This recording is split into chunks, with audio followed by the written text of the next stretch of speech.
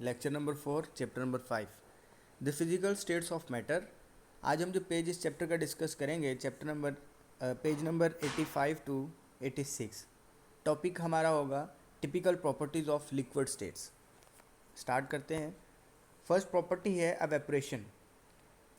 The definition: in a liquid state the molecules in continuous state of motion they possess the kinetic energy but all the molecules do not have the same kinetic energy। आपको पता है कि liquid state के अंदर जो molecules होते हैं वो हमेशा हरकत में रहते हैं और उनकी जो काइनेटिक एनर्जी होती है, कुछ मॉलिक्यूल्स की काइनेटिक एनर्जी ज़्यादा होती है, कुछ मॉलिक्यूल्स की काइनेटिक एनर्जी कम होती है। यानी कि उन सब की काइनेटिक एनर्जी सेम नहीं होती। काइनेटिक एनर्जी वो वाली एनर्जी है जो उनको मूव करवाती है। तो जिसकी काइनेटिक एनर्जी ज़्यादा होगी वो ज़्यादा मूव करेगा, जिसकी काइनेटिक एनर्जी कम होगी वो कम मूव करेगा। The majority of the molecules have the average kinetic energy and the few more than the average kinetic energy. कुछ जो मॉलिक्यूल्स होते हैं, मेजॉरिटी ऑफ मॉलिक्यूल्स जो होते हैं उनकी एनर्जी एक दूसरे के बराबर होती है, एवरेज एनर्जी होती है, ना इतनी ज़्यादा ना इतनी कम। लेकिन कुछ मॉलिक्यूल्स ऐसे होते हैं which have the more than kinetic energy, more than average kinetic energy, जिनकी एनर्जी जो है वो एवरेज काइनेटिक एनर्जी से ज़्यादा होती है। क्लियर? उनकी एनर्जी दूसरों से निस्बत थोड़ी ज़्यादा होती है, जिसकी वजह से वो ज़्यादा मूव करते हैं, उनकी मोशन जो है वो मूवमेंट जो है वो ज़्यादा होती है। The molecules having the more than average kinetic energy overcome the attractive forces among the molecules and escape from the surface. और वो वाले मॉलिक्यूल्स जिनकी kinetic energy average kinetic energy से ज़्यादा होती है, उनकी मूवमेंट भी थोड़ी उनसे स्पीडली होती है, जिसकी वजह से वो उनके दरमियान जो अट्रैक्टिव फोर्सेस होती हैं उसको वो ब्रेक कर देते हैं, उसको ओवरकम कर देते हैं, उसको तोड़ के एस्केप फ्रॉम द सरफेस, और जो लिक्विड की सरफेस होती है उससे एस्केप कर जाते हैं in the form of vapours. तो वो गैस की फॉर्म में चले जाते हैं, वेपर्स की फॉर्म में चले जाते हैं। It is called evaporation. इस सारे प्रोसेस को हम एवेपोरेशन का नाम देते हैं। एक दफ़ा मैं रिपीट करने जा रहा हूँ। लिक्विड स्टेट के अंदर जितने भी मॉलिक्यूल्स होते हैं वो सारे के सारे कंटिन्यूअस मोशन में होते हैं। कंटिन्यूअस मोशन में क्यों होते हैं? क्योंकि उनके अंदर कोई ना कोई काइनेटिक एनर्जी होती है। मोस्टली काइनेटिक एनर्जी मॉलिक्यूल्स की जो होती है वो एवरेज होती है, ना तो इतनी ज़्यादा ना इतनी कम। लेकिन कुछ मॉलिक्यूल्स ऐसे होते हैं जिनकी kinetic energy average kinetic energy से ज़्यादा होती है। जब उनकी काइनेटिक एनर्जी ज़्यादा होती है मतलब वो ज़्यादा मूवमेंट करते हैं, तो वो ज़्यादा स्पीडली वाइब्रेट करते हैं अबव एंड बिलो। तो एक पॉइंट ऐसा आता है कि उनके दरमियान जिस फोर्सेस के साथ वो दूसरे मॉलिक्यूल के साथ बंधे होते हैं, वो मॉलिक्यूल्स की जो फोर्स होती है उसको ब्रेक करके उस सरफेस से अलग हो जाते हैं, लिक्विड की सरफेस से ऊपर चले जाते हैं और गैसियस फॉर्म में या वेपर्स की फॉर्म में चले जाते हैं। इस सारे प्रोसेस को नाम देते हैं एवेपोरेशन का। अगर आप सिंपल वर्ड्स में इसकी डेफिनेशन करना चाहते हैं तो आप सिंपली यूँ कह सकते हैं, process in which the liquid changes from liquid to gas. Liquid state से एक लिक्विड जो है वो गैसियस में चेंज हो जाता है, वेपर्स में चेंज होता है, उसको हम एवेपोरेशन का नाम देते हैं। Evaporation is endothermic process. Endothermic process दो तरह के प्रोसेस होते हैं, कि एंडोथर्म होते हैं और एक होते हैं एक्सोथर्मिक। एंडो का मतलब होता है इनर यानी अंदर, ऐसे प्रोसेस जिनको हीट देना पड़ती है। क्लियर? और एक्सोथर्मिक, एक्सो का मतलब होता है बाहर, यानी ऐसे प्रोसेस जो अगर हों तो उनसे हीट बाहर निकलती है। तो ये जो एवेपोरेशन है ये एंडोथर्मिक प्रोसेस है, मतलब ये प्रोसेस होने के लिए हमें हीट देना पड़ती है बाहर से। जब इसको हीट प्रोवाइड करेंगे तब एवेपोरेशन होगी। तो evaporation as a endothermic process. The process of changing a liquid state into gas phase is called evaporation. ये हमने सिंपली पढ़ लिया कि एक लिक्विड का गैसेस में चेंज हो जाना, उसको हम नाम देते हैं एवेपोरेशन का। अब it is an endothermic process. The evaporation is endothermic process. Heat is absorbed, क्योंकि इसके अंदर हमें हीट देना पड़ती है, इसके अंदर हीट अब्जॉर्ब होती है। Such as for example when 1 mole of water in liquid state is converted into vapor form। जब हमारे पास 1 मोल ऑफ वाटर को जब हम वेपर फॉर्म में कन्वर्ट करते हैं, वेपर फॉर्म में कन्वर्ट करते हैं, तो हमें जो हीट रिक्वायर्ड होती है वो 40.7 kg है, कि किलो जॉल के जे। तो 40.7 किलो जॉल एनर्जी हमें उसको देना पड़ती है, तब 1 मोल वाटर जो है वो वेपर्स में कन्वर्ट होता है। आप ये नीचे इक्वेशन देखें, लिक्विड फॉर्म में वाटर था, आपने हीट किया तो वो वेपर्स फॉर्म में चला गया, तो आपको हीट कितना देना पड़ी? 40.7 किलो जॉल पर मोल। 1 मोल को हीट करने के लिए, 1 मोल को वेपर में कन्वर्ट करने के लिए आपको इतनी हीट जो है वो रिक्वायर्ड होती है। तो ये क्या है? एक एंडोथर्मिक प्रोसेस है, मतलब हमें ऐसा करने के लिए हमें एनर्जी जो है वो इस प्रोसेस को देना पड़ती है हीट की फॉर्म में, फिर ये प्रोसेस जो है वो होता है। क्लियर? उसके बाद हम बात करते हैं evaporation as a cooling process. भाई एवेपोरेशन जो है ये कूलिंग का बायस किस तरह बनता है, ये ठंडक का बायस किस तरह बनता है। तो अभी बात करते हैं, the evaporation is a cooling process when the high energy kinetic molecules vaporize the temperature of the remaining molecules fall down। आपको पता है हमने अभी डिस्कस किया कि जिन मॉलिक्यूल्स की काइनेटिक एनर्जी हाई होती है वो एस्केप आउट करके अपनी जगह से उड़ के बाहर चले जाते हैं वेपर से, और बाकी जो मॉलिक्यूल्स होते हैं उनका टेम्परेचर कम हो जाता है। To compensate the deficiency of energy, इस एनर्जी को, इस टेम्परेचर को ओवरकम करने के लिए, बराबर करने के लिए हमारा जो इन्वायरमेंट होता है उसके जो टेम्परेचर होता है वो एनर्जी जो है वो मॉलिक्यूल दोबारा गेन करना शुरू कर देते हैं, क्योंकि लिक्विड की जो एनर्जी होती है उससे जो हाई एनर्जी मॉलिक्यूल्स है वो तो बाहर निकल गए। अब इन्वायरमेंट से जो है वो एनर्जी आके, जो एनर्जी वो मॉलिक्यूल्स लेके गए हैं उसको कंपनसेट करने के लिए, उसको पूरा करने के लिए हमारे इन्वायरमेंट की जो एनर्जी है, हीट है, वो मॉलिक्यूल्स दोबारा एब्जॉर्ब करते हैं जो बाकी रह जाते हैं, ताकि अपनी एनर्जी को कंपनसेट कर सकें। तो इस वजह से हमारे सराउंडिंग का जो टेम्परेचर है, क्योंकि वहाँ पे हमारे सराउंडिंग की, हमारे इन्वायरमेंट की हीट बी मॉलिक्यूल्स एब्जॉर्ब कर लेते हैं, जिसकी वजह से हमारे इन्वायरमेंट के अंदर क्या होता है, ठंडक हमें महसूस होती है, क्योंकि हमारे इन्वायरमेंट की जो एनर्जी होती है हीट की फॉर्म में, वो कहाँ पे चली जाती है, सारी की सारी मॉलिक्यूल एब्जॉर्ब कर लेते हैं। जब वो मॉलिक्यूल एब्जॉर्ब कर लेते हैं तो पीछे हमारे इन्वायरमेंट की एनर्जी क्या हो जाती है, कम हो जाती है, उसका टेम्परेचर जो है वो लो हो जाता है। To compensate the deficiency of energy, the molecules of the liquid absorb the energy from the surrounding, as a result the temperature of surrounding decreases and we feel cooling. और इस तरह हमारे टेम्परेचर, एनवायरनमेंट का जो temperature होता है वो decrease हो जाता है और हमें कूलिंग का एहसास होता है। For example, when we put a drop of alcohol on our palm, जब हम एक अल्कोहल का या स्पिरिट का एक ड्रॉप लेके अपनी हथेली के ऊपर रखते हैं, अल्कोहल वेपोरेट कर जाती है और हमें क्या होता है, पीछे से कूलिंग का एहसास होता है।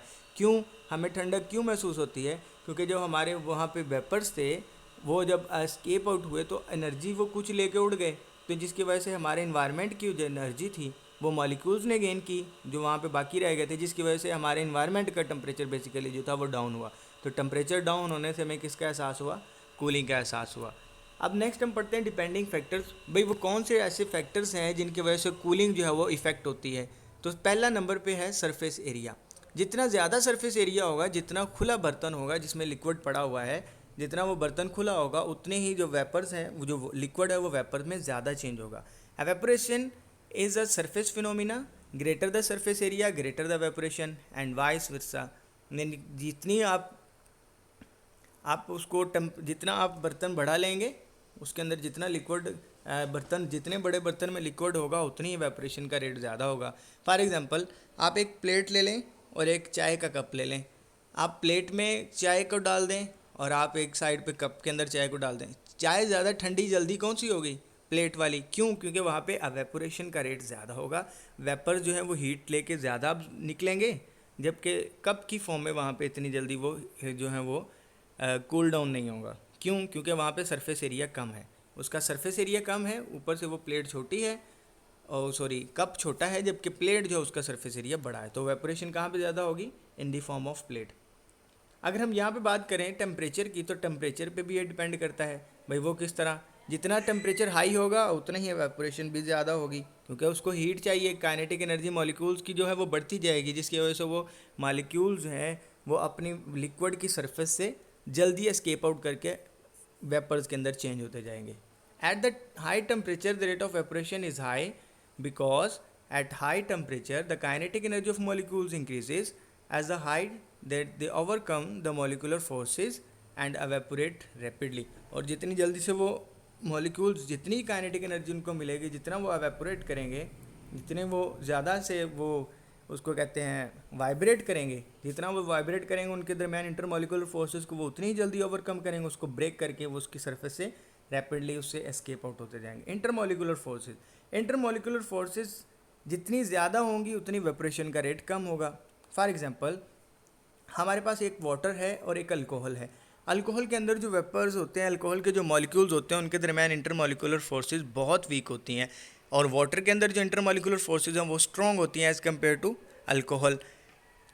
तो इसका नुकसान या इसका नतीजा क्या निकलता है कि जो वाटर है उसको आपको वेपोरेट करना वो मुश्किल होता है, और जो होती है हमारे पास अल्कोहल, उसको एवेपोरेट करना थोड़ा इजी होता है। क्यों? क्योंकि जहाँ पे इंटरमॉलिक्यूलर फोर्सेस कम है वो अल्कोहल के अंदर, वो खुद ब खुद जो है मॉलिक्यूल्स वहाँ पे एवेपोरेट होते जा रहे हैं। लेकिन जो हमारे पास वाटर है, वहाँ पे उसके जो मॉलिक्यूल्स हैं उनके दरमियान जो इंटरमॉलिक्यूलर फोर्सेस हैं वो स्ट्रॉन्ग है और उनको एवेपोरेट करना थोड़ा मुश्किल है। तो जितनी स्ट्रॉन्ग इंटरमॉलिक्यूलर फोर्सेस होंगी उतनी ही एवेपोरेशन कम होगी, और जितना जो इंटरमॉलिक्यूलर फोर्सेज हैं वो वीक होंगी, एवेपोरेशन का रेट उतना ही हाई होगा। क्लियर? तो ये 3 डिपेंडिंग फैक्टर्स थे, सरफेस एरिया, टेम्परेचर और इंटरमॉलिक्यूलर फोर्सेज। नेक्स्ट हम बात करते हैं, हमारी नेक्स्ट प्रॉपर्टी है हमारी वेपर प्रेशर। डेफिनेशन को डील करते हैं। The pressure exerted by the vapours of a liquid. आप जब एक लिक्विड जो था वो वेपर फॉर्म में चला जाता है, तो वेपर्स दोबारा जो लिक्विड की सतह के ऊपर प्रेशर लगाते हैं उसको हम नाम देते हैं वेपर प्रेशर का। At equilibrium stage at particular temperature it is called the vapour pressure of a liquid. एक दफ़ा मैं दोबारा रीड कर देता हूँ। The pressure exerted by the vapours of a liquid, जो एक लिक्विड के प्रेशर एक्सर्ट करते हैं at equilibrium stage with the liquid की सतह के ऊपर एट अ पर्टिकुलर टेम्परेचर, उस प्रेशर को हम नाम देते हैं वेपर प्रेशर। सिंपली आप यूँ कह लें कि जब एक लिक्विड के वेपर्स दोबारा लिक्विड की सतह के ऊपर वेपर जो प्रेशर एक्सर्ट कर देते हैं उसको हम नाम देते हैं वेपर प्रेशर का। यहाँ पे मैं एक नेक्स्ट जाने के बजाय कि एट इक्विलिब्रियम स्टेज क्या होती है, उससे पहले मैं आपको एक टर्म इंट्रोड्यूस करवाना चाहता हूँ, कंडेंसेशन।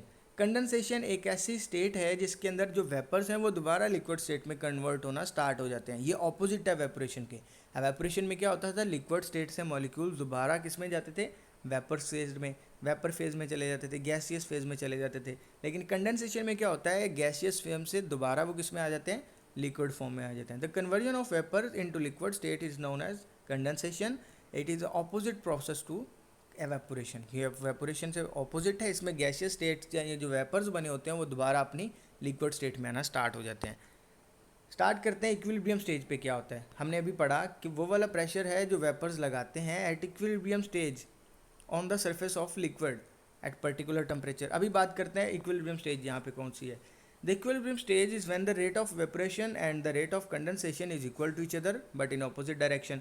भाई जितने वेपर्स लिक्विड जितना वेपर्स में चेंज हो रहा है उतने ही वेपर्स दोबारा जो है वो किस में आ जाते हैं, लिक्विड में चेंज होना शुरू हो जाते हैं, और इनका रेट जो है वो बराबर हो जाता है, और इस स्टेज को हम नाम देते हैं इक्विलिब्रियम का। ये देखें, जितना लिक्विड वेपर्स में चेंज हो रहा है, वेपराइजेशन हो रही है जितनी, उतनी ही कंडेंसेशन हो रही है जितने वेपर्स में दोबारा लिक्विड में चेंज हो रहे हैं। ये होगा कैसे, ये आप एक एग्जांपल डिस्कस करते हैं। फॉर एग्जांपल ये हमारे पास एक लिक्विड था, उसको हमने एक क्लोज सिस्टम के अंदर क्लोज कर दिया, बंद कर दिया ऊपर से एक फ्लास्क के ज़रिए। अब यहाँ पे स्टार्टिंग पे इनिशियल स्टेज पे जो मॉलिक्यूल्स हैं वो जितने, यहाँ पे एवेपोरेशन का रेट थोड़ा ज़्यादा होगा, मतलब जो मॉलिक्यूल्स हैं वाटर के या कोई भी लिक्विड के, वो अपनी सरफेस से ज़्यादा एवेपोरेट करेंगे, एवेपोरेशन का रेट ज़्यादा होगा। क्लियर? सेकंड स्टेट पे बी पे देखें, यहाँ पे एवेपोरेशन का रेट तो ज़्यादा है ही, लेकिन कुछ मॉलिक्यूल्स, ये जो डाउनवर्ड जो एरो लगे हुए हैं, इनका मतलब है कि कुछ मॉलिक्यूल्स दोबारा जो है वो लिक्विड फेज़ में आना स्टार्ट हो गए हैं। क्योंकि लिक्विड स्टेट में अगर तो ये सिस्टम जो है वो ओपन होता तो ये फेज़ जो वेपर फेज़ थे, जो वेपर्स बने थे वो बाहर एस्केप आउट हो जाते, लेकिन अब हमने सिस्टम को क्लोज कर दिया। तो जितने वेपर्स बनेंगे उनमें से कुछ वेपर्स दोबारा जो हैं वो लिक्विड स्टेट बनाना शुरू कर देंगे। और फेज़ ये पिक्चर 3 में देखें, सी में, कि जितने ज़्यादा वेपर्स ऊपर की तरफ जा रहे हैं उतने ही वेपर्स डाउनवर्ड भी आ रहे हैं। तो यहाँ पे हमारे पास एक स्टेट बन जाती है जिसको हम नाम देते हैं इक्विलिब्रियम स्टेट, जहाँ पे जितने वेपर्स बन रहे हैं उतनी ही क्वांटिटी में वेपर्स जो हैं वो दोबारा लिक्विड में भी चेंज हो रहे हैं। और इस स्टेट के ऊपर जितना जो वेपर है वो लिक्विड की सतह के ऊपर, लिक्विड की सरफेस के ऊपर जितना प्रेशर एक्सर्ट कर देते हैं, उस प्रेशर को हम नाम देते हैं वेपर प्रेशर का। क्लियर? इसके अंदर हमने क्या पढ़ा कि स्टार्ट पे जो वेपराइजेशन थी वो ज़्यादा थी, फेज़ बी पे कुछ वेपोरेशन का रेट जो था वो ज़्यादा थे, लेकिन चंद एक जो वेपर्स थे वो दोबारा लिक्विड फेज़ में भी चेंज होना शुरू हो गए। और एक स्टेट ऐसी आई कि वेपराइजेशन, यानी जितने लिक्विड से वेपर्स बन रहे थे उतने ही वेपर्स दोबारा लिक्विड भी बना रहे थे। इस स्टेज के ऊपर जितने वेपर जो थे वो जितना प्रेशर एक्सर्ट कर देते हैं लिक्विड की सतह के ऊपर, उसको हम नाम देते हैं वेपर प्रेशर का। अगर मैं एक दफ़ा दोबारा से डेफिनेशन रीड करूँ तो आपको थोड़ा सा और क्लियर हो जाएगा। The pressure which is exerted by the vapours of a liquid at equilibrium stage with the liquid at a particular temperature, it is known as vapor pressure. Next deal करते हैं the factors depending factors. Depending factors कौन से जो vapour pressure पे deal करते हैं, उसके ऊपर इफेक्ट करते हैं।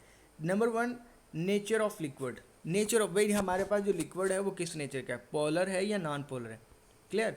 तो vapour pressure depends upon the nature of the liquids. The polar liquids have low vapour pressure than the non polar liquid at the same temperature. आपके पास सेम टेम्परेचर पे लिक्विड भी मॉलिक्यूल्स भी हैं, नॉन लिक्विड मॉलिक्यूल्स भी हैं, sorry polar भी वो लिक्विड्स हैं और नॉन पोलर लिक्विड्स भी हैं।